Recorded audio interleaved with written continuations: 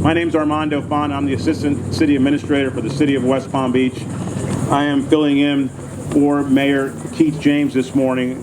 And Mayor James wanted me to convey how much he wanted to be here. Unfortunately, he is attending a funeral for one of our police officers who recently passed due to complications related to COVID-19. And we have another one that's in serious condition right now as well in a hospital. So I really like everybody to hopefully bring your prayers to those officers and those family members who are going through a difficult time right now. I'd like to recognize our city commissioners who have always given full support for this amazing project. This is a beautiful project, and I'll talk a little bit about it later, but it's a wonderful project, and it's unique for the state of Florida. And we've got a couple commissioners that are here today. Commissioner Christy Fox. Commissioner Fox, thank you for being here. I don't see Commissioner Lambert. Commissioner Lambert, where are you? There you are. Thank you, Commissioner Lambert, for being here. Commissioner Schoaf, our district commissioner. Thank you, Kelly Schoaf. And I don't know, Commissioner Shalonda Warren is here? No, I don't. And I'm sorry, because it's hard to recognize people with the mask and the sunglasses these days. I know a lot of the folks are trying to get over here from the funeral, so if they're not here, they may be on their way here. Commissioner Schoaf, would you like to come up and say a couple words on behalf of your district?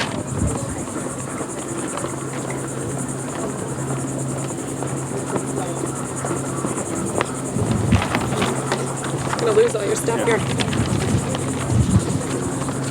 Good morning. What an exciting day to be here in Currie Park to honor the legacy of Dr. Martin Luther King Jr. First, I want to say a thank you to the Dr. Martin Luther King Jr. Coordinating Committee for your leadership on the installation and on the renovation of this monument, and a special thanks to Ms. Edith Bush for being a constant guardian of this memorial. Thank you, Mrs. Bush. I want to also recognize County Commissioner Greg Weiss, who's been instrumental in the coordinating committee as well. Thank you, Commissioner. Thank you to Mayor James and my colleagues on the dais for supporting this renovation, and for city staff and CRA staff for making this dream a reality. This week I had the opportunity to travel for work through the Atlanta airport. In the newly built E-Gates, there's an exhibit dedicated to Dr. King, and among those things on display were his glasses, his watch, his personal effects, which got me to thinking, how many of us go through our everyday lives and don't realize the everyday things we are and the everyday things we do that might have a profound effect on another person beside us? And if we do realize this fact, how can we use our behavior to be an example to our neighbors, for our children, for strangers and people we don't know? The obligation is on us to be the future we would like to see. Do you think during the course of his young life, Dr. King ever even thought for 1 second that one day the city of Atlanta, the same city that would beat him, curse him, turn fire hoses on him, and try hard as they could to keep him small, would have his glasses on display at the airport? Pretty doubtful he could ever predict, but he did know one very important thing. If you've ever seen his glasses on display or not, he did teach us that a nation needs to see clearly. In West Palm Beach, the legacy of Dr. King will be told in this monument in Currie Park, but also it will be told in the investments in our historically black neighborhoods. It will be told in closing the disparity gap in our education system, in our healthcare systems, and in our governmental systems. It will be told by the legacy of our own great residents who have been to the mountaintop and those who have yet to see the promised land. Today is a day of celebration, and while we celebrate the legacy of Dr. King, let us not forget that we don't travel in this life alone. So to close, I'd like to offer a quote from a friend of Dr. King, John Lewis. Do not get lost in the sea of despair. Be hopeful, be optimistic. Our struggle is not the struggle of a day, a week, a month, or a year. It's a struggle of a lifetime. Never ever be afraid to make noise and get in good trouble, necessary trouble. Thank you. Thank you, Commissioner Schoaf. We're also joined by officials from some of our partner agencies. As mentioned before, County Commissioner Greg Weiss from District 2. Commissioner Weiss, thank you for being here. I saw State Senator Bobby Powell. Thank you, Senator Powell. Our City Administrator, Faye Johnson, is here as well. Thank you, Faye.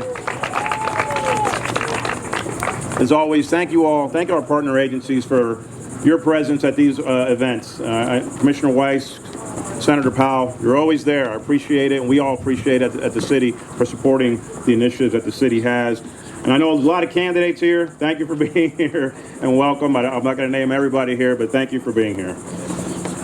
I'm going to be remiss if I didn't give special recognition to the Dr. Martin Luther King Coordinating Committee for their involvement, not just in shaping the original design of this memorial, but also in the renovations. I remember a year and a half ago discussing with committee members and with staff about what this new designs would look like and the renovations would look like, and the committee was really heavily involved in making sure that we made good on the design work here, and so I want to thank them for all their work.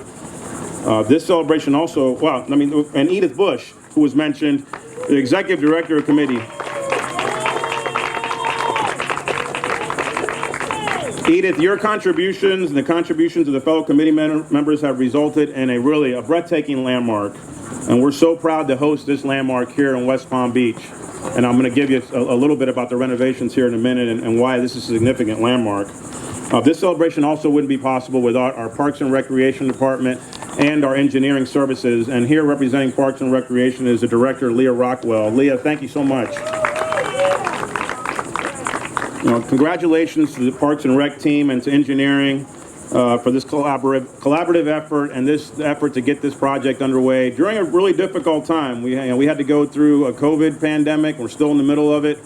So getting a project like this off the ground with all the disruptions that have happened, not just in the labor market, but in getting materials and goods, has been a challenge. So thank you to Leah Engineering Services and to the general contractor, Allstate Construction, which is a locally owned black business, and Ezra. Ezra is the founder and the owner. Thank you, Ezra. I know this was not an easy project. Thank you for your contributions, and thank you for being here. Thank you. I love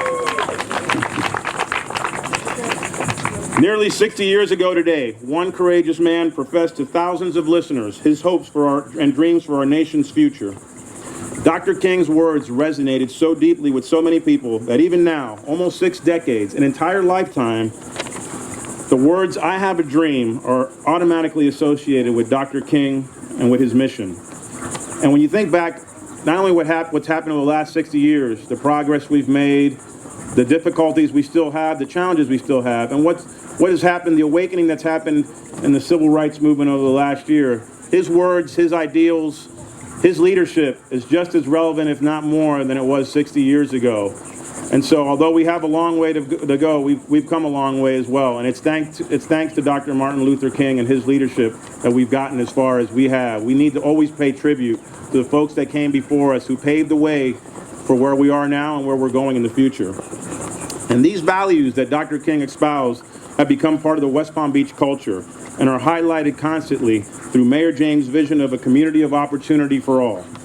The mayor's hope is that everyone, no matter their current or previous circumstances, can achieve their greatest dreams right here in the city of West Palm Beach. And we're seeing that. We're seeing people achieving their dreams, whether it's through home ownership, whether it's through education, whether it's through opening up a small business. People are achieving their dreams, and we got to continue to open up those paths for people. Despite the challenges I mentioned by the pandemic, crews worked safely and diligently to install the enhancements you see here today. And some of these enhancements include the waterfall feature. It's finally working. Hallelujah. Great improvements to the lighting. I think if you come here at night, you're going to see a really beautiful, spectacular monument.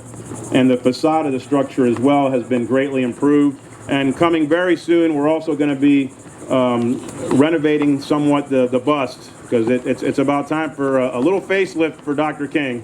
So that's going to be happening in the next 2 months or so. Before I close this and we cut the ribbon, I want to leave you with a quote from Dr. King's "I Have a Dream" speech, which, as I said, to the day almost 60 years ago. Now is the time to lift our nation from the quicksand of racial injustice to the solid rock of brotherhood. Now is the time to make justice a reality to all of God's children. Those words, as I said, those thoughts, that leadership is as relevant today as it was 60 years ago. And we're going to honor Dr. King by cutting the ribbon here in this monument. And by the way, this is the largest monument dedicated to Dr. Martin Luther King Jr. in the state of Florida. I Let me say that again. The largest in the state of Florida. 1, 2, 3.